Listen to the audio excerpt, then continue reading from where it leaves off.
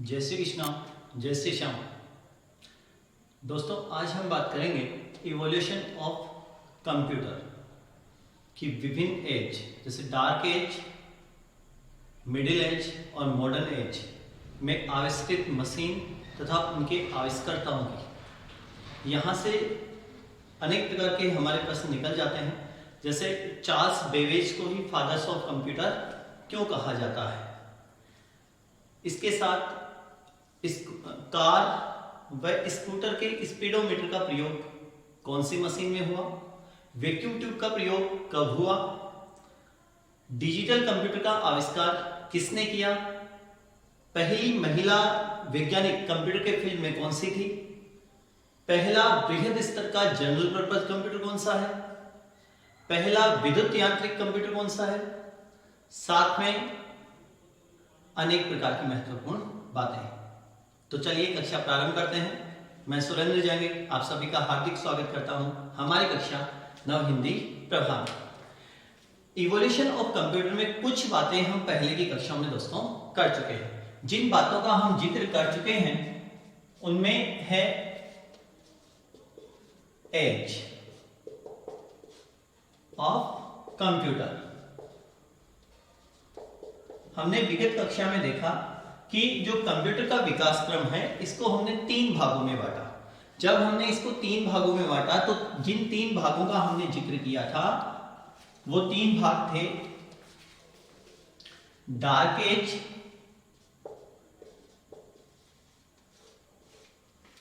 Middle age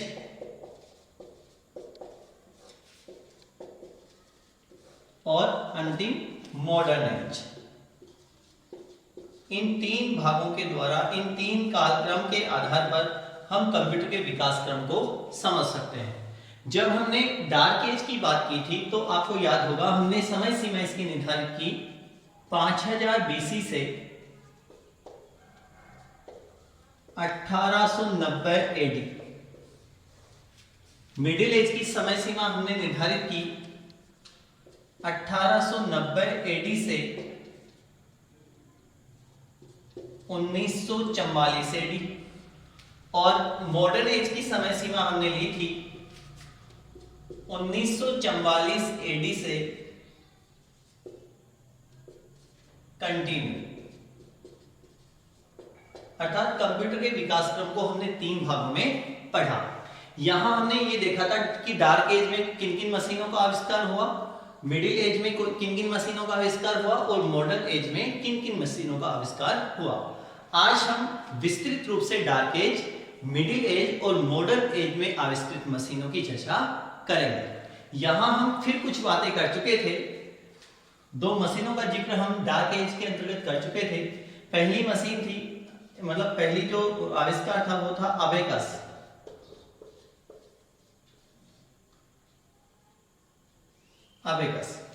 abacus की जब हमने बात की थी तो हमने बात की कि आज से लगभग 4000 वर्ष पूर्व ली काई चेन ने चीन में अबेकस का आविष्कार किया। अबेकस जो था वो लकड़ी का फ्रेम, धातु की तारों तथा मोतियों से बना हुआ था। प्रत्येक मोती का एक निश्चित मान हुआ करता था जिसका प्रयोग गणना व परिकलन के लिए किया जाता था। दाएं से बाएं जो कॉलम था उसमें गणना के लिए प्रथम कॉलम के मोती का मान 1, द्वितीय कॉलम के मोती का मान 10 और तृतीय कॉलम के मोती का मान 100 हुआ करता था। अबेकस का एक नाम और था अबेकस्ट और आज भी चीन तथा अन्य दक्षिणी एशियाई देशों में गणना के लिए अबेकस का प्रयोग होता है। हिंदी भाषा में अबेकस को गिनतारा या शीर्ष फलक कहा जाता है। ये बात की थी हमने अबेकस के बारे में। दूसरी बात की हमने नेपियर्स बॉन्स के बारे में। नेपियर्स बॉन्स, इस बात की चर्चा भी हम अंतिम कक्षा में कर चुके हैं। लास्ट क्लास में इसका भी जिक्र हो चुका है। नेपियर्स बॉन्स की यदि हम बात करें तो हमने कहा 1617 ईस्वी में स्कॉटलैंड निवासी जॉन नेपियर ने इस मशीन का आविष्कार किया।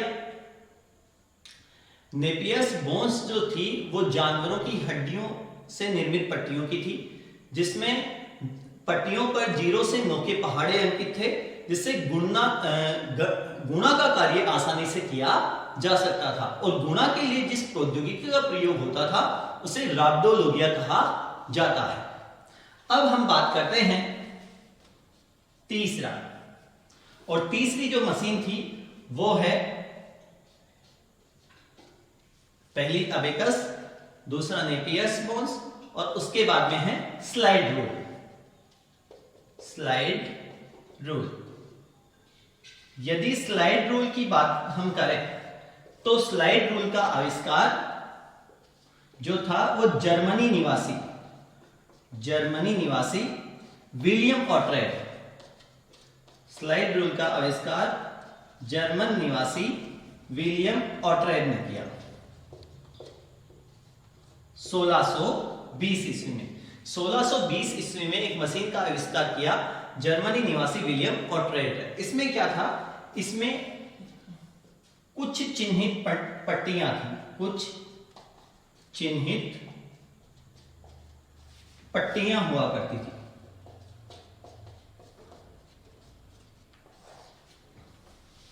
जिनको परस्पर खिसका कर लघु गणक का कार्य किया जाता था, लघु गणक का कार्य किया जाता था।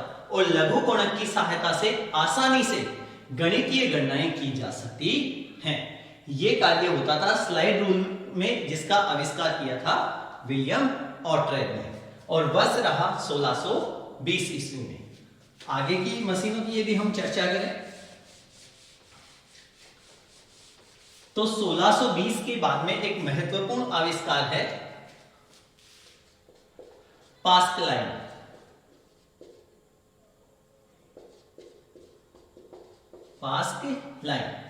पास्कलाइन जो मशीन है इसका आविष्कार किया ब्लेज पास्कल ने। पास्कलाइन जो मशीन थी इसका आविष्कार किया ब्लेज पास्कल।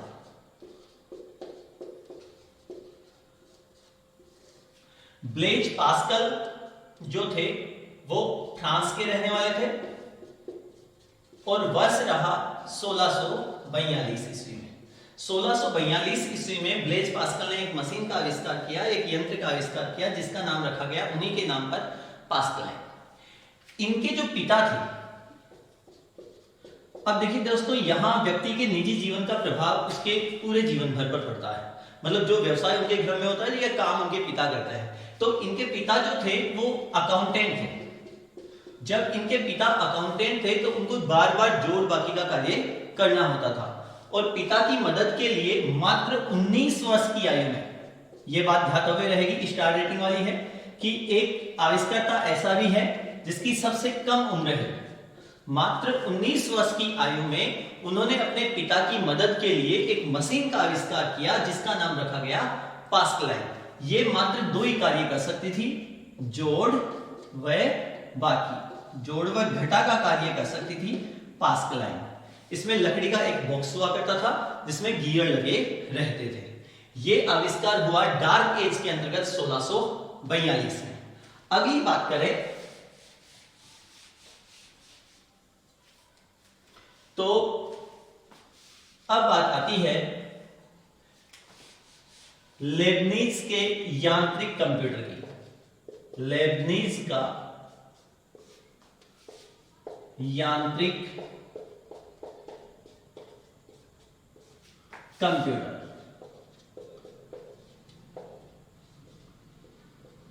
इससे पहले हम आपको एक बात बताना भूल गए कि जो पास्कलाइन है उसके बारे में एक विशेष तथ्य और है। ये पास्कलाइन जो थी वो स्वचालित थी, इसीलिए सबसे पहला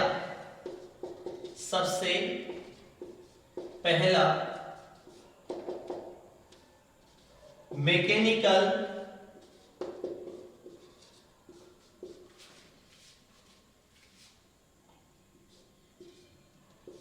कैलकुलेटर,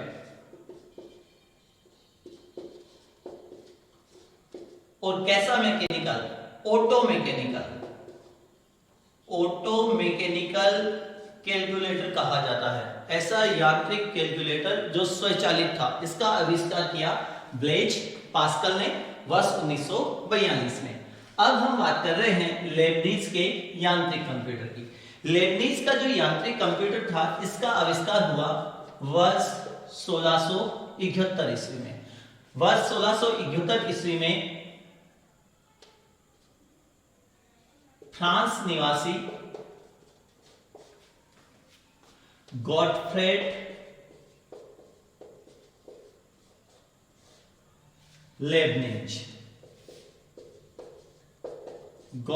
लेबनीज ने एक मशीन का आविष्कार किया जिसका नाम रखा गया लेबनीज का यांत्रिक कंप्यूटर। जो लेबनीज का यांत्रिक कंप्यूटर था वो जोड़ व बाकी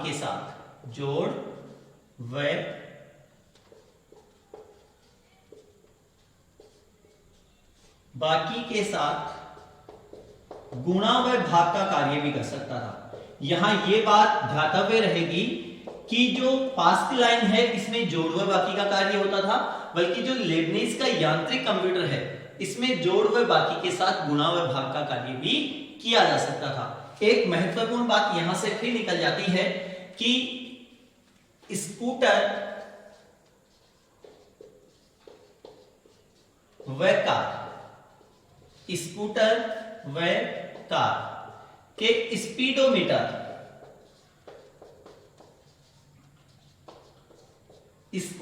कार के स्पीडोमीटर का उपयोग हुआ किसमें? लेबनीज के यांत्रिक कंप्यूटर में। यह आविष्कार हुआ वर्ष 1671 ईस्वी में। इसके बाद में अगला जो आविष्कार है उस मशीन का नाम है जैक्वार्ड लूम।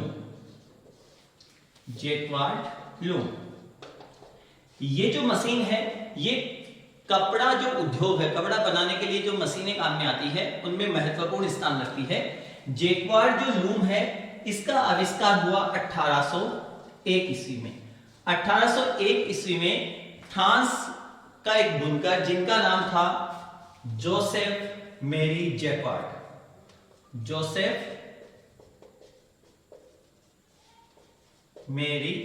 जैक्वार्ड, उनके घर कपड़े बनाने का कार्य होता था और उन्होंने अपने कपड़े बनाने के कार्य को आसान बनाने के लिए, सुगम व सरल बनाने के लिए एक मशीन का आविष्कार किया जिसका नाम रखा गया jacquard loom.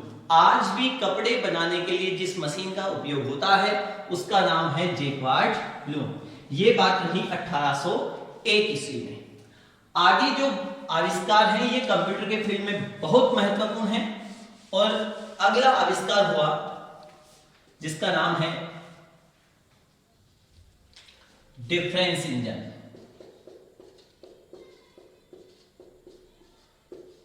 Difference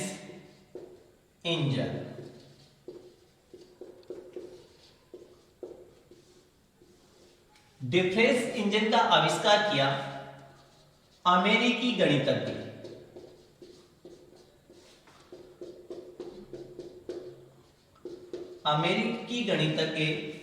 Charles Babbage ने। अमेरिकी गणितज्ञ चार्ल्स बेबेज ने एक मशीन का आविष्कार किया जिसका नाम रहा डिफरेंस इंजन। वर्ष रहा 1820-22।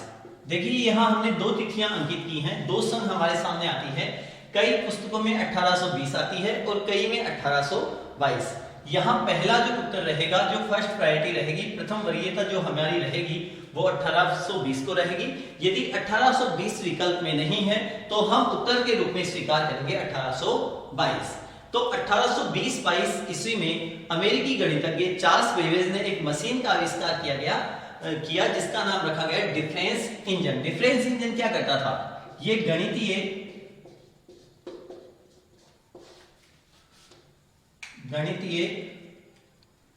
सारणी का परिकलन से तात्पर्य है गणना।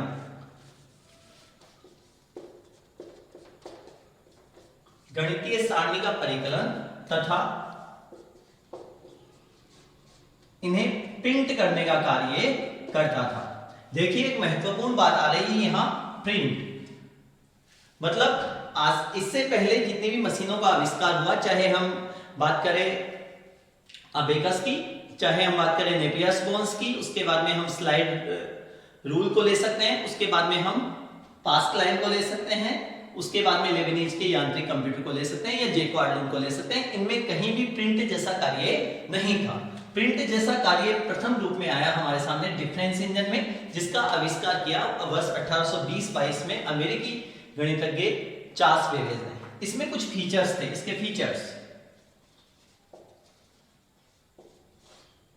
फीचर्स की बात करें तो ये भाप से चलती थी। ये जो मशीन थी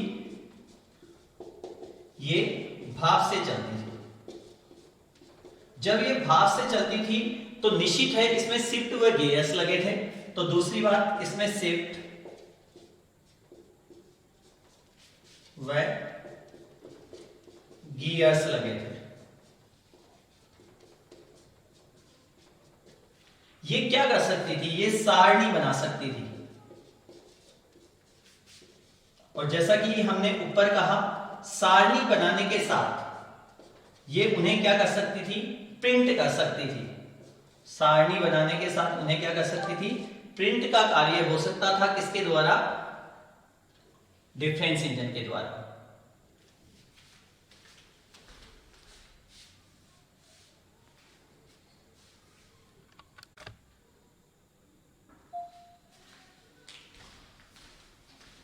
हम बात कर रहे थे कि जो डिफरेंस इंजन है इसके कुछ फीचर्स रहे, जिसमें ये भाप से चलती थी। भाप से जब चलती थी तो इसमें शिफ्ट व गियर्स लगे रहते थे। ये सारणी बना सकती थी तथा इन्हें प्रिंट कर सकती थी। अंतिम बात, ये प्रोग्राम से निर्देशित रहती थी। जो प्रोग्राम के निर्देश रहते थे, प्रोग्राम के जो निर्देश रहते थे उनसे नियंत्रित होती थी ये मशीन। निर्देशों से नियंत्रित रहती थी डिफरेंस इंजन। ये आविष्कार हुआ वर्ष 1820-22 ईस्वी में। अगली बात करते हैं, और अगली जो मशीन है ये इससे ज्यादा महत्वपूर्ण है। अमेरिकी गणितज्ञ ने, ये जो अमेरिकी गणितज्ञ हैं चार्ल्स बेबेज, इन्होंने दूसरी मशीन को डिजाइन किया वर्ष 1830 या 33 ईस्वी में। अमेरिकी गणितज्ञ ने एक और मशीन डिजाइन की जिसका नाम रखा गया एनालिटिकल इंजन।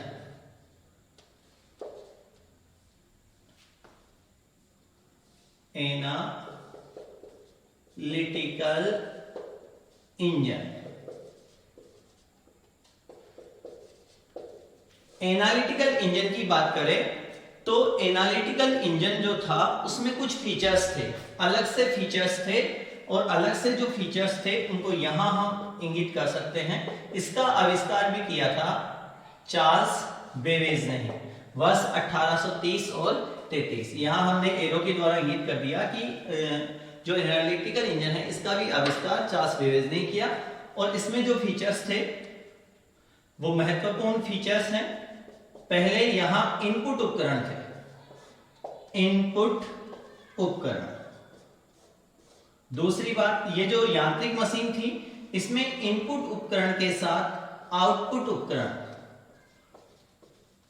आउटपुट उपकरण थे, इनपुट उपकरण थे, साथ में आउटपुट उपकरण थे। अगली बात, संख्याओं को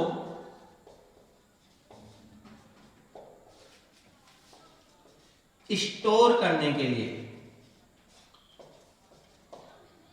संख्याओं को स्टोर करने के लिए इसमें मेमोरी भी थी। और अंतिम बात,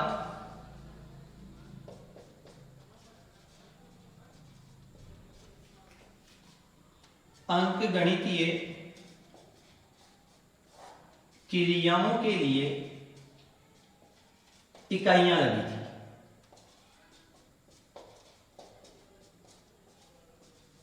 पुनः सुनिए, जो चार्ल्स बेबेज ने 1830-33 ईस्वी में जिस मशीन को डिजाइन किया उसका नाम एनालिटिकल इंजन रहा।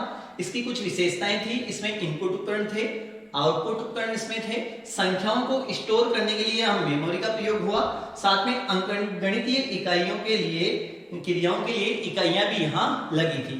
अब आप ये सोचिए, जब यहां इनपुट उपकरण है जब यहाँ आउटपुट उपकरण है और जब यहाँ मेमोरी का प्रयोग हो रहा है। मतलब आधुनिक कंप्यूटर से इस मशीन की ज्यादा समानताएं हैं। जब इस मशीन की समानताएं आधुनिक कंप्यूटर से है तो यहां फिर एक विशेष बात निकल जाती है, और ये बात लगभग बात पूछी भी गई है कि जो आधुनिक कंप्यूटर हैं इनका पूर्वज किसे कहा जाता है। तो हम निश्चित रूप से कह सकते हैं एक तो डिफरेंस इंजन और एक एनालिटिकल इंजन। चार्ल्स बेबेज ने जिन दो मशीनों का आविष्कार किया, डिफरेंस इंजन व एनालिटिकल इंजन में आधुनिक कंप्यूटर से समानताएं पाई जाती है, इसलिए एनालिटिकल इंजन व डिफरेंस इंजन को आधुनिक कंप्यूटर का पूर्वज कहा जाता है तथा चार्ल्स बेबेज को फादर्स ऑफ कंप्यूटर कहा जाता है। तो हमने देखा कि चार्ल्स बेबेज को ही फादर्स ऑफ कंप्यूटर क्यों कहा जाता है। यहां एक विशेष बात और है एनालिटिकल इंजन के संदर्भ में कि एक महिला वैज्ञानिक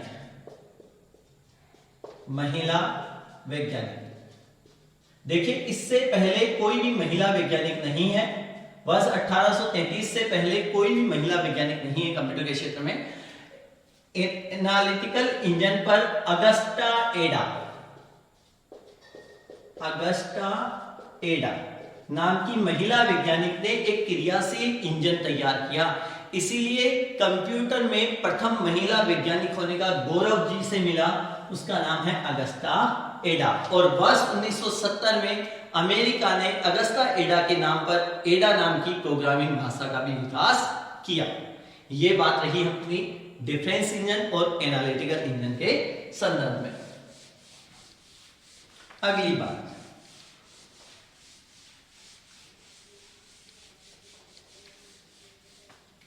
अगला जो हमारा आविष्कार है डार्क एज में अंतिम आविष्कार, टेबुलेटिंग मशीन।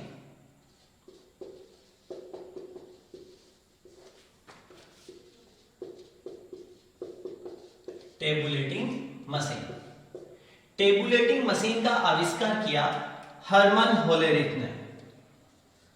हर्मन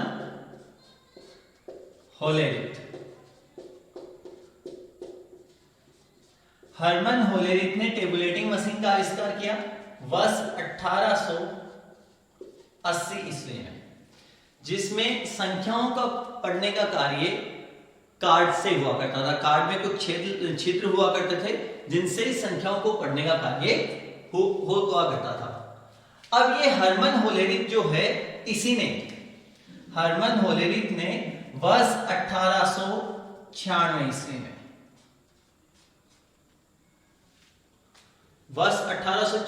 में एक कंपनी की स्थापना की थी, टीएमसी, टेबुलेटिंग मशीन कंपनी। ये हम आगे की कक्षाओं में चर्चा करेंगे। फिलहाल यहां से डार्क एज के आविष्कार समाप्त होते हैं।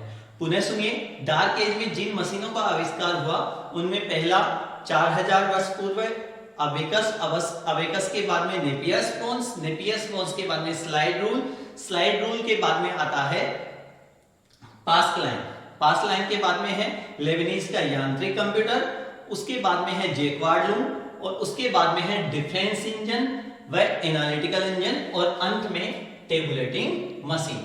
अब कंप्यूटर की मॉडर्न एज प्रारंभ होती है। यहां से एक बात और ध्यातव्य रह जाती है कि डार्क एज में जितने भी मशीनें हैं वो यांत्रिक मशीनें हैं, न कि विद्युत यांत्रिक या इलेक्ट्रॉनिक। मॉडर्न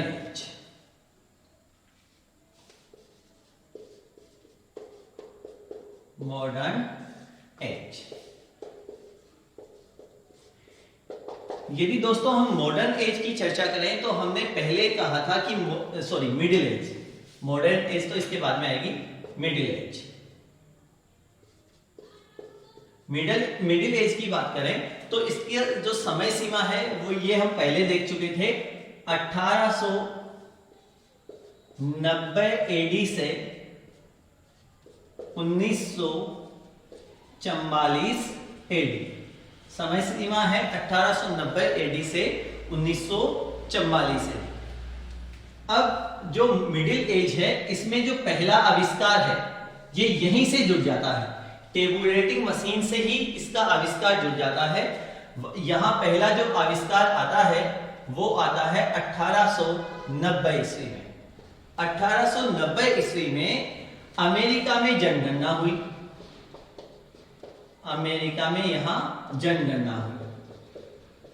अमेरिका में जनगणना के लिए Herman Hollerith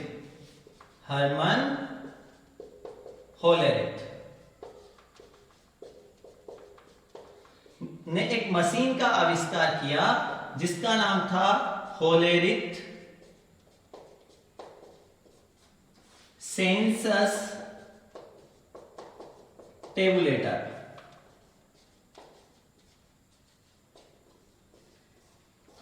Hollerith census tabulator का आविष्कार किया 1890 ईस्वी में हर्मन होलेरिथ ने अमेरिका में जनगणना के दौरान। इसमें एक विशेष बात थी और वो विशेष बात यह है कि इसमें जो पंचकार थे वो विद्युत से संचालित थे।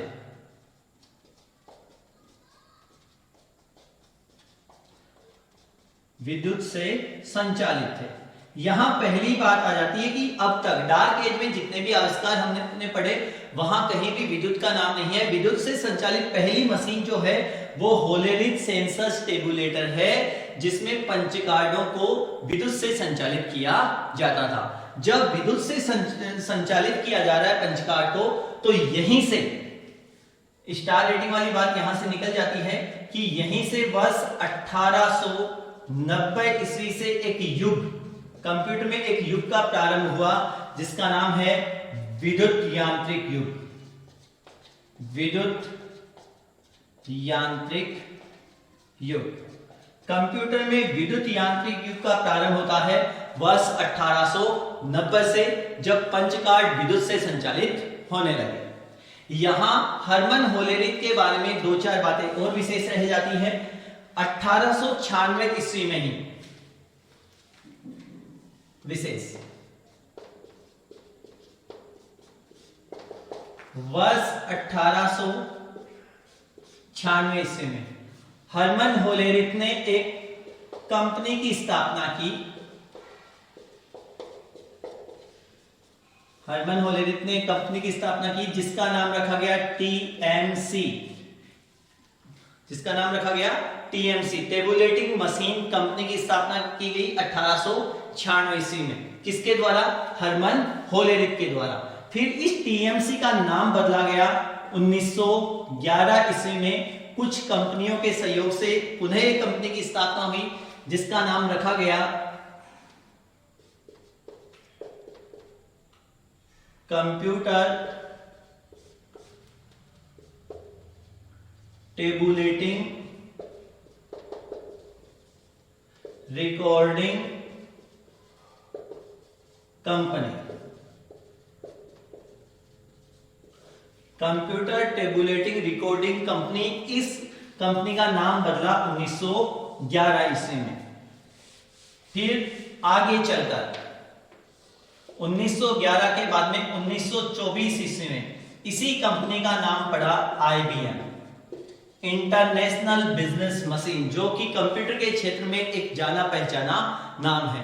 तो यदि हमसे परीक्षा में कई बार प्रश्न हो जाता है कि आईबीएम की स्थापना मूल रूप से किसने की, तो आईबीएम की स्थापना मूल रूप से हर्मन होलेरिथ ने की वर्ष 1896 में। सबसे पहले इसका नाम रहा टीएमसी टेबुलेटिंग मशीन कंपनी, जिसका नाम बदला गया 1911 में। और 1911 में नाम बदलकर इसका रखा गया कंप्यूटर टेबुलेटिंग रिकॉर्डिंग कंपनी। और वर्ष 1924 में इसका नाम रखा गया आईबीएम। और यहीं से कंप्यूटर में विद्युत यांत्रिक युग का प्रारंभ है। अगला जो आविष्कार है मिडिल एज में वो है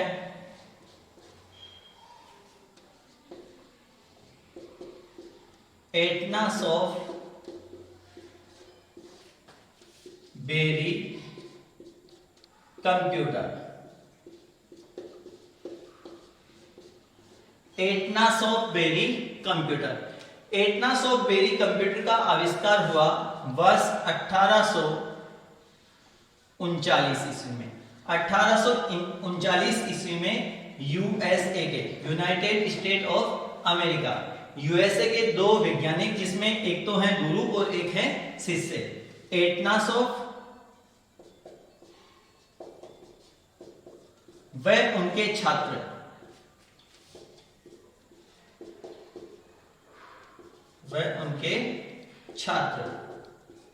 बेरी ने एक मशीन का आविष्कार किया जिसका नाम रखा गया Atanasoff Berry computer. Atanasoff Berry computer पर 1942 में 1800 ये था 1939 इसमें एक मॉडल बना। इस मॉडल में वैक्यूम ट्यूब का प्रयोग हुआ। ध्यातव्य बात रहेगी कि वैक्यूम ट्यूब का सर्वप्रथम प्रयोग कहां हुआ। वैक्यूम ट्यूब का सर्वप्रथम प्रयोग हुआ 1942 इसमें एक आविष्कार हुआ एटनास ऑफ बेरी कंप्यूटर, इसमें वैक्यूम ट्यूब का प्रयोग हुआ। यह जो था ये बाइनरी पर आधारित था, बाइनरी सिस्टम पर आधारित था। जब दोस्तों ये बाइनरी नंबर सिस्टम पर आधारित था तो आपको पता होगा कि बाइनरी जो लैंग्वेज है उसमें 2 ही डिजिट हैं, 0 और 1, और डिजिट से बनता है डिजिटल। यहां 2 ही डिजिट होते हैं, 0 और 1, और डिजिट से बनता है डिजिटल। अर्थात कंप्यूटर में प्रथम डिजिटल कंप्यूटर का आविष्कर्ता वो भी किसे माना जाता है? एटनासॉफ को। एटनासॉफ को डिजिटल कंप्यूटर का आविष्कर्ता माना जाता है। यह है कंप्यूटर की मिडिल एज। अब हम बात करेंगे मॉडर्न एज की। आज की कक्षा में हमने डार्क एज और मिडिल एज में जितने भी आविष्कार हुए उनकी चर्चा की। धन्यवाद, मिलते हैं अगली कक्षा में। जय हिंद, वंदे मातरम।